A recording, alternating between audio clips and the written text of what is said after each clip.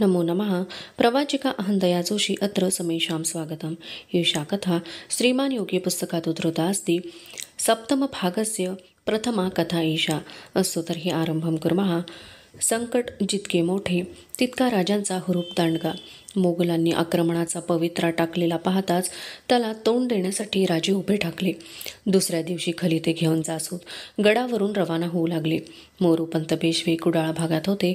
त्यांना पायदळ घेऊन महाडात येण्याची राजांनी आज्ञा केली.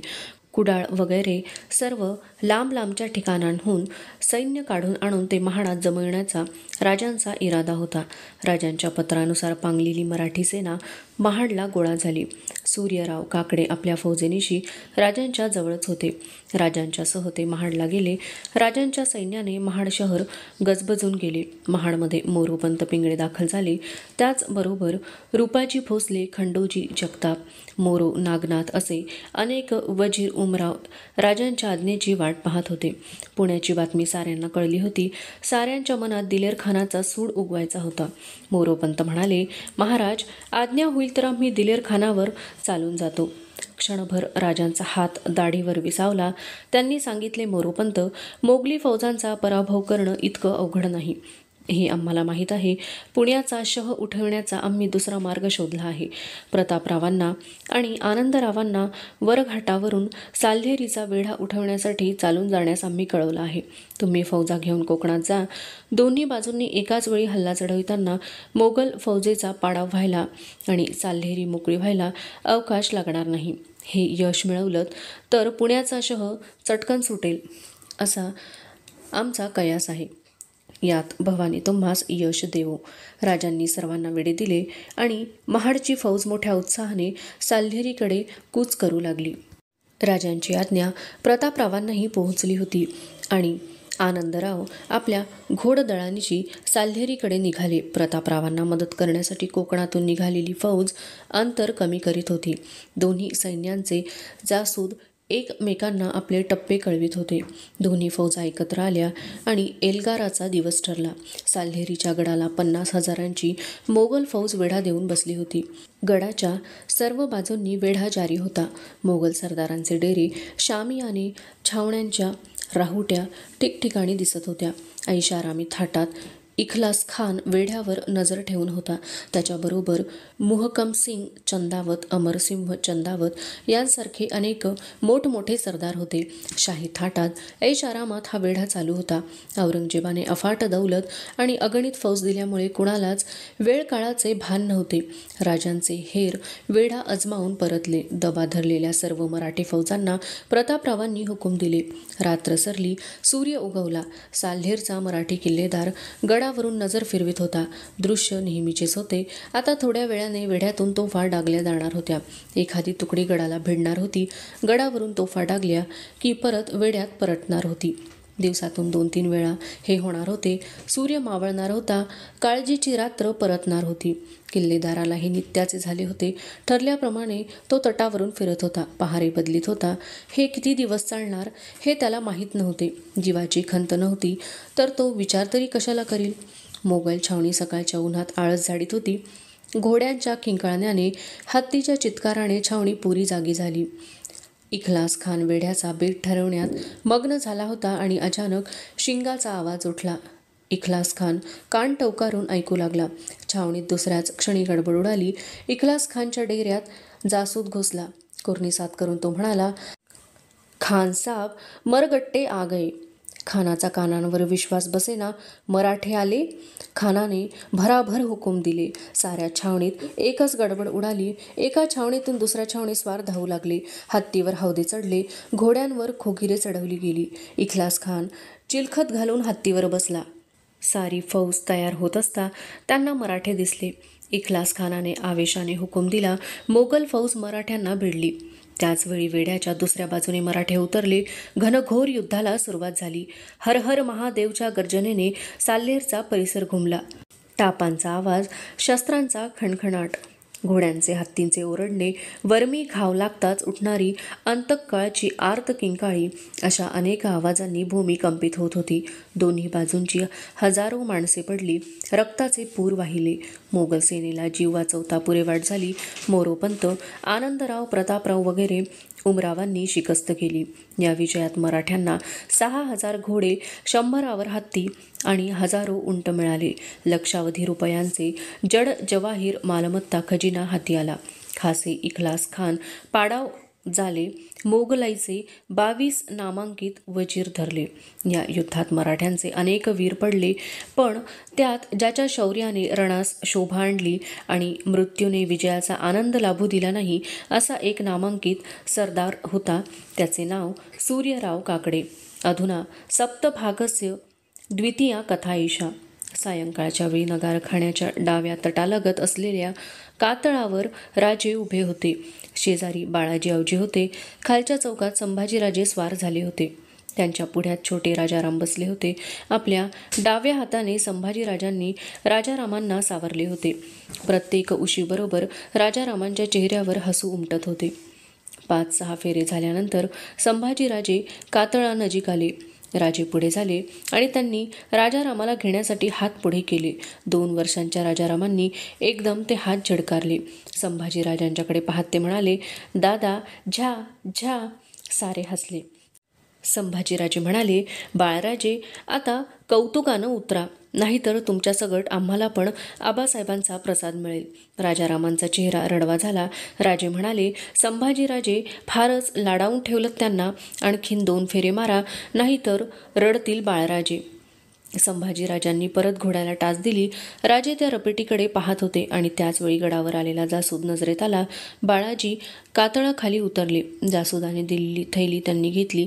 जासुदासह राजांच्या जवळ येत ते म्हणाले, पेशव्यांची थैली आली आहे. क्षणभर राजांच्या चेहऱ्यावर चिंता व्यक्त झाली. अधीरपणे ते म्हणाले, वाचा. बाळाजींनी थैली उघडली. पत्र वाचित असता ते आनंदाने म्हणाले, महाराज, आनंदाची बातमी. पंतांनी आणि सेनापतींनी साल्हेरचा वेढा मोडून शत्रूचा पराजय केला. इतकेच नव्हे तर मुल्हेरही काबीज झाले आहे. राजे म्हणाले, बाळाजी, या वार्तेसाठी आमचे कान उतावीळ होते. बाळाजी सांगत होते, महाराज, शत्रूचे 6,000 घोडे, 100वर हत्ती आणि हजारो उंट मिळाले. इखलास खानाचा पुरा पाडाव झाला. मोगलांचे 22 सरदार धरले. लक्षावधी होनांची मालमत्ता, जड जवाहीर खजिना हाती आला. वाह, सांगा बाळाजी, शत्रूचे हजारो पडले, तसेच आपलेही हजारो कामी आले. राजांच्या चेहऱ्यावर विषण्णता पसरली आणि साल्हेरच्या रणांगणात सूर्यराव काकडे कामी आले. अरे रे, राजे कळवळले. क्षणात राजांच्या डोळ्यांसमोर सूर्यराव काकडे उभे राहिले. राजांचा जीव भरून आला. राजे दुःखाने उद्गारले, अशा चंदनाची आहुती घेतल्याखेरीज रणभूमी प्रसन्न होतच नाही का? राजांनी स्वतःला सावरले. जासुदाकडे पाहत राजे म्हणाले, बाळाजी, आम्ही आलोच, तुम्ही पुढं व्हा. सदरेवर सोन्याचं कडं घेऊन या. राजांनी संभाजीराजांना इशारत केली. संभाजीराजे जवळ आले. राजांनी राजारामांना घेतले आणि ते म्हणाले, शंभूराजे, घोडं मोत्तद्दाराकडे द्या आणि सदरेवर या. राजे जिजाबाईंच्यासह राजसदरेवर आले. तेव्हा संभाजीराजे, बाळाजी, थैली घेऊन आलेला जासूद तेथे हजर होते. जिजाबाईंनी विचारले, राजे, काय प्रकार आहे? मासाहेब, आमच्या सेनापतींनी, पेशव्यांनी थोर पराक्रम केला. साल्हेरचा वेढा मारून शत्रूचा पुरा पराभव केला. दिलेर खानाला आमचं बळ आता समजेल. आमचे युवराज आता राज्यकारभार पाहतात. या यशाची वार्ता घेऊन आलेल्या जासुदाच्या हाती सोन्याचं कडं चढवण्याचा मान आज त्यांना मिळणार आहे. बाळाजी आवजींनी तबक पुढे धरले. संभाजीराजांनी तबकातले कडे उचलून जासुदाच्या हाती चढविले. जासुदाने गहिवरून राजे आनंदाने उद्गारले, युवराज, पाहता काय? या आनंदासाठी गडावर साखर वाटा, तोफा उडवा. बाळाजी, तुम्ही युवराजांच्या बरोबर जा. बाळाजी, संभाजीराजे गेले. राजांनी दीर्घ निश्वास सोडला. जिजाबाईंना हाताचा आधार देऊन राजे चालत होते. जिजाबाईंनी विचारले, शिवबा, आता खरं सांग, काय झालं? काही नाही मासाहेब, राजे बोलले. जिजाबाई हसल्या, म्हणाल्या, अरे, म्हातारी झाले तरी बुद्धी अजून शाबूत आहे. ढोंग पुरे झालं, सांग ना. उभ्या जागी राजांचे डोळे भरले. ते म्हणाले, मासाहेब, साल्हेरच्या रणांगणात आमचे सूर्याजीराव काकडे पडले. हजारो कामी आले. जिजाबाई थांबल्या. राजांच्याकडे पाहत म्हणाल्या, आणखीन एक मोहरा हरवला. पण राजे, लढाई म्हटली की याला तयार असायलाच हवं. ते आम्ही जाणतो, पण वाढत्या जबाबदारीनं आमचं मन बेचैन होऊन उठतं. कसली जबाबदारी? मासाहेब, आमच्या शब्दाखातर एका स्वप्नासाठी ही हजारो माणसं आनंदानं बलिदान करतात. त्या स्वराज्यापायी खर्ची पडलेल्या जीवांचं बलिदान वाया जाऊ नये एवढंच वाटतं. गेलेले आपलं काम करून मोकळे झाले, पण मागे राहिलेले आमची जबाबदारी वाढते.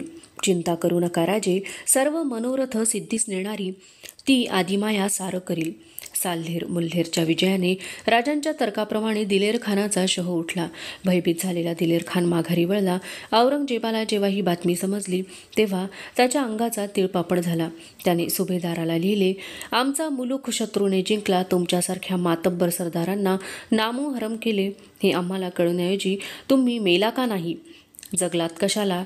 आदिल कुतब, फिरंगी, हबशी वगैरे सत्ताधारी त्या शिवाजीस नजराणा पाठवून खुश करतात. त्याऐवजी तुम्ही सर्व मिळून त्याच्यावर चाल कराल तर पराभव करायला किती वेळ लागेल? बादशहाने लिहिलेल्या पत्राला बहादूर खानाने उत्तर पाठविले. आपले पत्र पावले. आपण शिवाजीचा बंदोबस्त आम्ही करावा असे इच्छिता. आमच्या पराभवांचा ठपका देता, पण हुजूरांच्या लक्षात येत नाही की खुद्द शिवाजी आग्रा येथे कैदखान्यात सापडला असता आपल्या अत्यंत जबर कैदेतून तो पक्षासारखा पुत्रासह पळून गेला. ही गोष्ट खाविदांनी नजरेसमोर ठेवली तर येथे आम्हाला पराभव का स्वीकारावा लागतो हे खाविदांच्या ध्यानी येईल आणि आमची कसूर झाली असे खाविंदांना वाटणार नाही. हल्ली शिवाजीने दूरवर विचार करून आपला मुसलमान वकील काजी हैदर आमच्याकडे पाठविला आहे. आपली आज्ञा झाली तर मामूली सल्ला करून शिवाजीशी चांगले संबंध राखता येतील. या पत्रामुळे औरंगजेबाचा संताप आणखीन उसळला. त्याने शिवाजीच्या वकिलाला गिरफ्तार करण्याची आज्ञा बहादूर खानास दिली. जेव्हा ही आज्ञा दिल्लीस लिहिली जात होती तेव्हा रायगडावर मोरोपंत, प्रतापराव वगैरे आपल्या वीरांची राजे आतुरतेने वाट पाहत होते. दररोज त्यांच्या मुक्कामांच्या बातम्या गडावर येत होत्या. एके दिवशी गडाच्या पायथ्याला सारे आल्याचे समजले. राजांनी गडावर गुढ्या तोरणे उभी केली. राजे राजसदरेवर उभे होते. मागे बैठकीवर जिजाबाई, संभाजीराजे बसले होते. राजांचे लक्ष समोरच्या नगारखान्याकडे खेळले होते. नगारखान्याच्या भव्य प्रवेशद्वारी आलेले प्रतापराव मोरोपंत राजांना दिसले.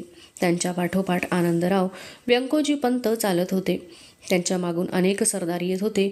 उतावीळ झालेले राजे नकळत राजसदरेच्या पायऱ्या उतरले. सर्वांनी मुजरे केले. प्रेमाने पुढे होऊन राजांनी चौघा वीरांना उरी कवटाळले. राजांना शब्द अपुरे होते. चौघांसह राजे सदरेवर आले. राजांनी चौघांवरून द्रव्याची खैरात केली. सर्व सरदारांना, पराक्रम गाजवणाऱ्या वीरांना मुक्त हस्ताने बक्षिसे दिली.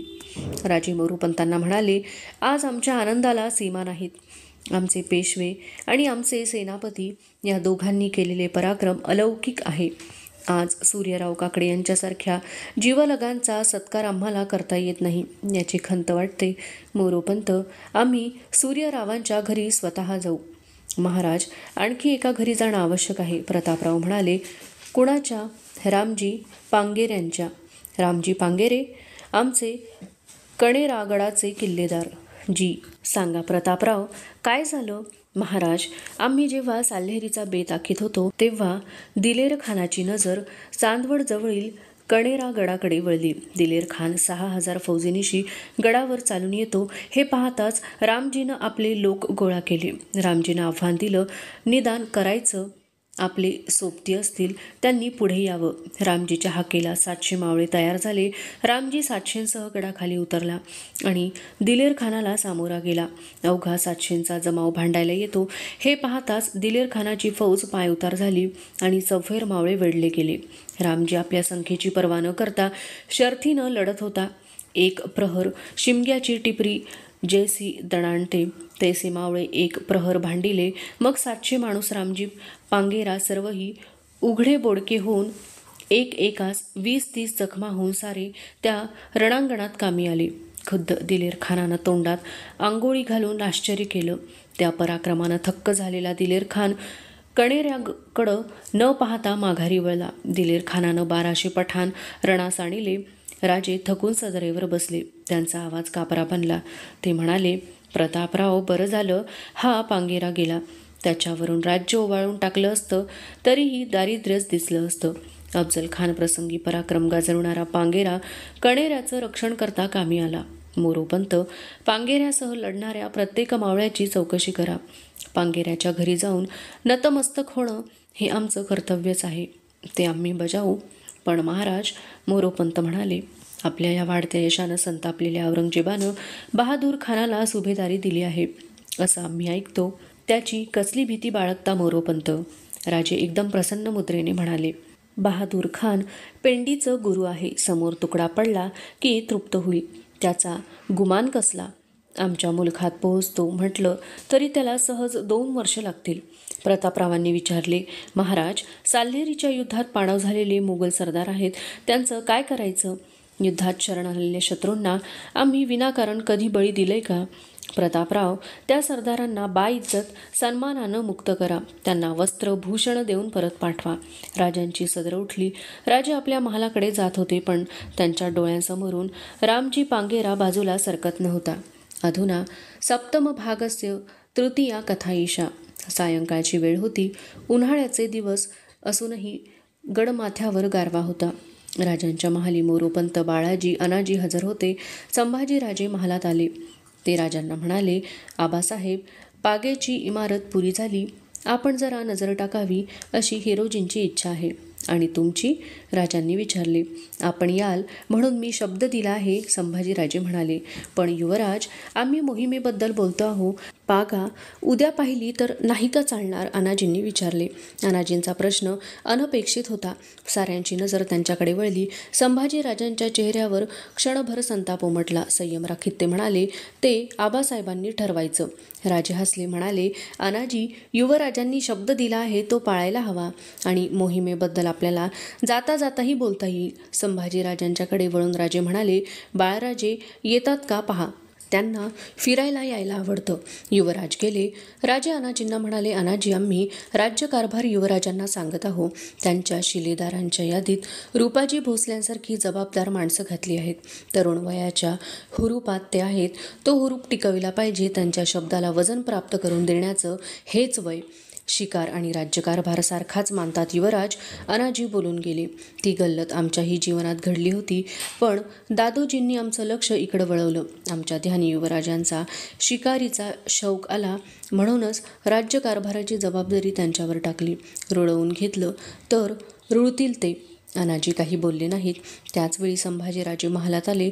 त्यांना एकटेच आलेले पाहून राजांनी विचारले, बाळराजे आले नाहीत? आईसाहेब म्हणाल्या, त्यांना फिरायला नेऊ नका. आईसाहेबांना सांगा की आम्ही बाळराजांना फिरायला नेतो आहो, त्यांना घेऊन या. युवराज गेले. राजे उठत म्हणाले, चला अनाजी, पाहू पागा कशी सजली ती. जगदीश्वराचंही दर्शन घडेल. राजे महालाबाहेर आले आणि संभाजीराजाची गाठ पडली. युवराज एकटेच आले होते. राजांनी विचारले, बाळराजे कुठं आहेत? युवराजांची मान खाली घातली.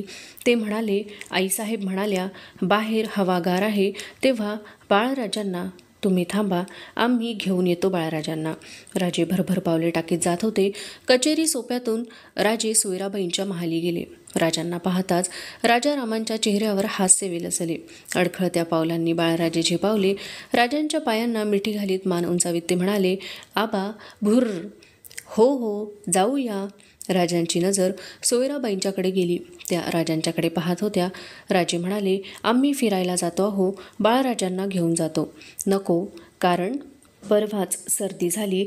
गार हवेत फिरणं सोसत नाही त्यांना. सोयराबाई म्हणाल्या. राजे हसण्याचा प्रयत्न करीत म्हणाले, मराठ्यांची पोरं अशीच घट्ट व्हायची, हे चालायचंच. नेऊ नये बाळराजांना, सोयराबाई बोलल्या. राजांचे हास्य विरले. ते म्हणाले, राणीसाहेब, आम्हालाही मुलांची काळजी आहे, एवढं जपायला नको त्यांना. सोयराबाई किंचित हसल्याचा भास झाला. त्यांचे शब्द उमटले, बरोबर आहे, आपल्याला 2 मुलं आहेत, मला मात्र एकच आहे. एखादा आसूड फुटावा तशी तीव्र वेदना क्षणभर राजांच्या चेहऱ्यावर उमटून गेली. डाव्या हाताने बाळराजांची मिठी सोडवीत ते म्हणाले, राणीसाहेब, हे बोलला नसता तर फार बरं झालं असतं. राजे वळले. राजारामांचे रडणे, मागून येणारी त्यांची पावले राजांना कळत होती. राजांनी आपली पावले भरभर उचलली आणि ते महालाबाहेर पडले.